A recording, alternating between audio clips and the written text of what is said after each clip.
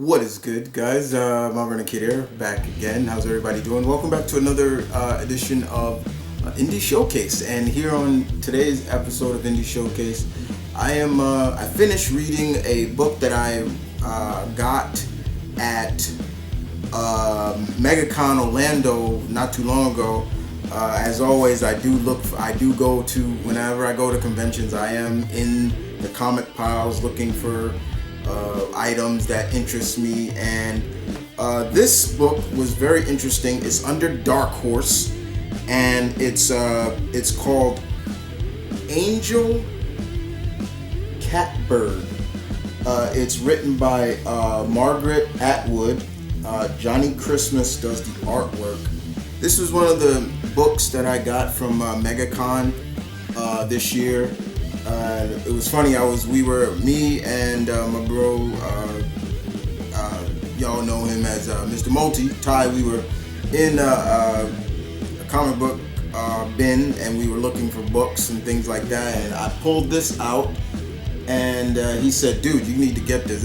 It's really good, and you'll like it." This really cool graphic novel. It is a hardcover. And I wanted to finish reading it not too long ago, and I wanted to talk about it. You know, it's really cool. I mean, look at the cover; you can see it. I love the introduction of, first and foremost, to Miss Atwood, and she gives her love and take and how long she's been a writer as well as a novelist, but also her love for comic books and how long it goes back. As someone in comic, she talks about how she, grew up in Canada and all the different aspects of comics that were coming out at the time when she was after World War II and everything like that. I really enjoyed that. I was like, okay, that's really good to get a sense. So this is volume 1. And volume 1 of Angel CatBird is very introduced. We're introduced to the main character in this. He's a young genetic engineer. His name is Strig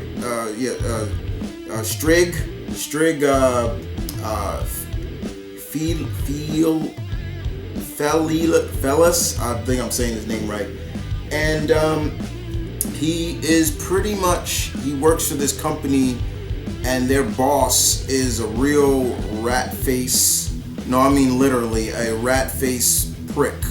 Let me show you what he looks like, and you'll get a sense of what I'm not even joking about this.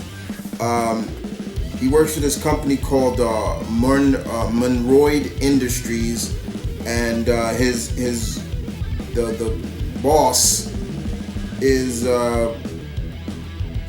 really a rat-faced prick, as you can see him right there.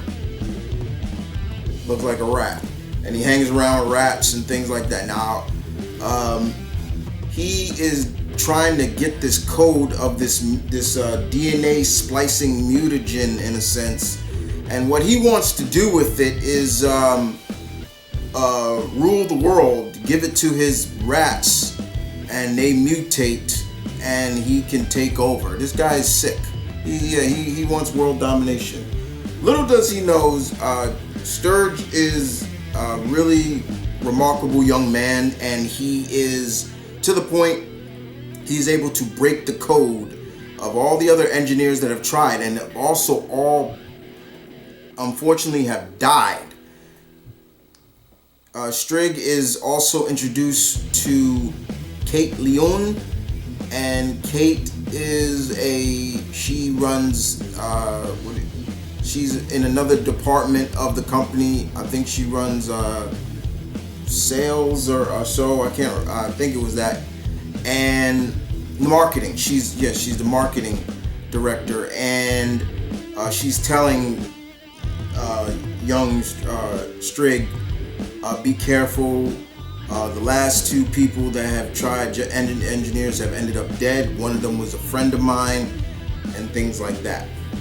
So little do we know, Strig is basically working diligently at night with he has a pet cat, and the cat is really nice, sweet cat. He's loving and everything like that. And one day he calls Mr. Monroid, and he basically says, Professor Monroid, and he's like, I did it. And he's like, bring it to me. Like, bring me, like, now, I need it now. He's really obsessed with bringing him this DNA splicing, I guess you could say, mutagen that, and unfortunately, as soon as he get there, he's about to leave, his cat runs outside and chasing a mouse or a rat or so. And while that his cat is chasing that, an owl is coming down because he sees the cat.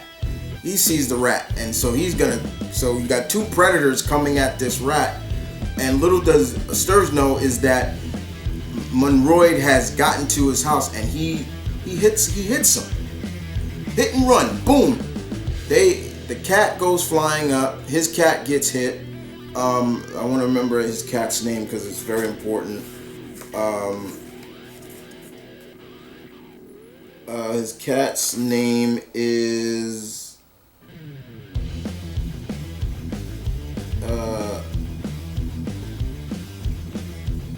Ding. Yeah, Ding. And what happens next is they all get hit. Including the bird. And he has the gene splice, and as you can see here, they're all laying in this DNA genetic mutagen. And as you can see, after a while, Strig starts mutating into some kind of cat-human bird hybrid. And he's waking up, he's like, oh, what happened? And then he sees himself, he's like, what happened to me? And things like that. There was even one point he actually picks up the dead rat and looks at it like, oh, okay, and eats it. And he's just like, I can't believe I just did that, but it tastes good. Like, and I love the little notes in terms of cats at the bottom. Miss Atwood basically talks about. She's like, outdoor cats live a fraction of a longer life than street cats. A lot of cat facts in this, which I really enjoyed. So now Strig is trying to figure out, how do I change back? What the hell's going on? And he finds a way. He wakes up back as his normal self. He goes to work, and pretty much things start being a little bit differently, especially with him and Kate. Kate starts acting a little differently around him. He starts acting a little differently. There was even one point where he's at work. Before he goes to work, he's drinking a cup of coffee, and it's almost like his instincts tell him it's poison. And once again, it's these cat facts that I really like that actually showcase many human foods are toxic to cats. Chocolate, coffee, onion, garlic, tomatoes, however you want to pronounce it. Other poisonous include garden plants such as lilies, tulips, begalias, and it talks about just all the kind of poison. So pretty much now Strig is pretty much immersed into his feline side as well. He's starting to hear cats talk, like all the meow and everything, but he's hearing it almost in how you're hearing me talk, which is really cool. It's really interesting. And there's even one point where he's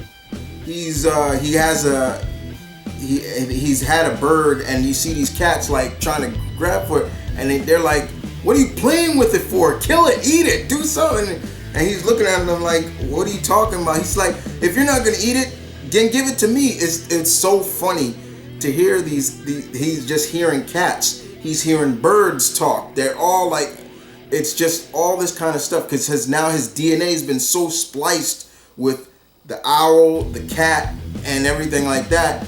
And more importantly, he finds out that Kate is more than what she is. She's actually a humanoid cat person like himself. And because she was like, but you don't smell like cat. And they're talking about, oh my God, he's all in heat and everything. He's like, oh my God, she smells so beautiful. I want her. It was so, I was like, oh my God, is this what cats go through? And she's even, you hear in the quotations, like she was like, Anna, oh my God, I gotta keep in control. I'm in heat. I want to just pounce on him. I'm like, oh my God, like it was so interesting. And then he's introduced to this world of cat people, and some of them are like him, but some of them are just cats that can morph into humanoid cats. It has a bit of a Ninja Turtles vibe to it, which I really enjoyed.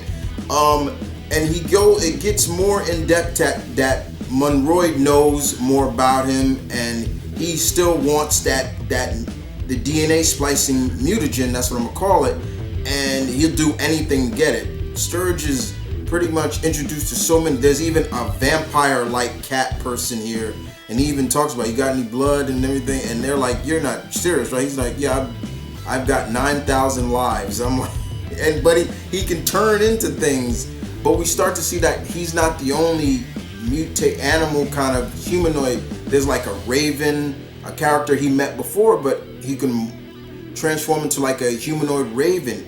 This series gets really interesting at the end, and it gets more dangerous, where Sturge now, he's more incorporated into this world, even more to the point where he learns how to control the transformations a little better. How to, transform. They're like, Kate's even telling him like, okay, turn into the CatBird man, like, and he's like, I can't do it, and she kind of coaches him. There was some really good action. The pacing's really good. At first you're looking at it, you're like, oh, okay, this is cute, but it starts picking up at the end of this first volume. That's right, this is the first volume. I believe there are 3 more volumes, and I'm damn sure gonna get them. This was great. I want to thank Ty for telling me Multi to get, and I was like, dude, like he was right. And I even told him on Facebook, I was like, thank you, you were right. This was great. I really enjoyed this. Shouts out to Johnny Christmas. I really like the artwork in this. It's really cool. It's just really cool to see. Like I said, this is, if you are into, mutated humanoids like your Ninja Turtles, your Street Sharks, extreme dinosaurs, or all those humanoid anamorphic characters that came out thanks to the Turtles, you're gonna like this. This was really good. I really enjoyed this. This was so much fun to read. Like I said, it's a pretty thick, small book. It's small. It's under Dark Horse, as you can see. But yeah, Miss Margaret Atwood.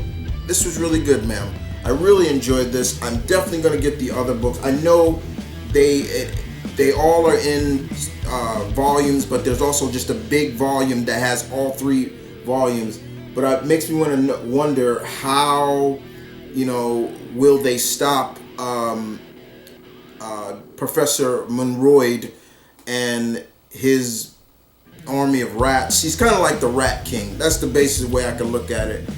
But it's really cool, and I really enjoyed all the cat facts that are in the books. I do like cats, I love dogs. I'm a cat and dog person, but I do love both animals. But it was really cool to understand and really see them use a lot of things that maybe some people don't know about cats. Like, I love when Sturge's drinking coffee and he spits it right back out because he's like, poison. And I'm like, wait, why would he say that? And then at the bottom it shows, well, a lot of things, a lot of human food is poisonous to cats. So, but this was really good. I really enjoyed this. If you do yourselves a favor, if you want to check this out, look at it at your local comic store. Maybe they can get it for you. Or yeah, if you are on Amazon, I know Amazon has all of them, so you can go on Amazon, look it up. It's called Angel Catbird by Margaret Atwood. Johnny Christmas does the artwork. That name Johnny Christmas sounds like a badass assassin, if you ask me. But yeah, and also Tamara Bonvillain, also I believe is the editor, is the color, does the ink, is the color. So gotta give credit to the entire creative team on this. This is really good, guys. check it out if you like. This was fun, very much indeed. Well, guys, I hope you guys enjoyed this episode of Indie Showcase. I have so many indie books that I want to cover on this segment. As I said before, Indie Showcase is where I cover all indie books, from the highest of highs to the lowest of low indie companies and all around. And I hope you guys enjoyed this. I'll see you guys next time. Deuces.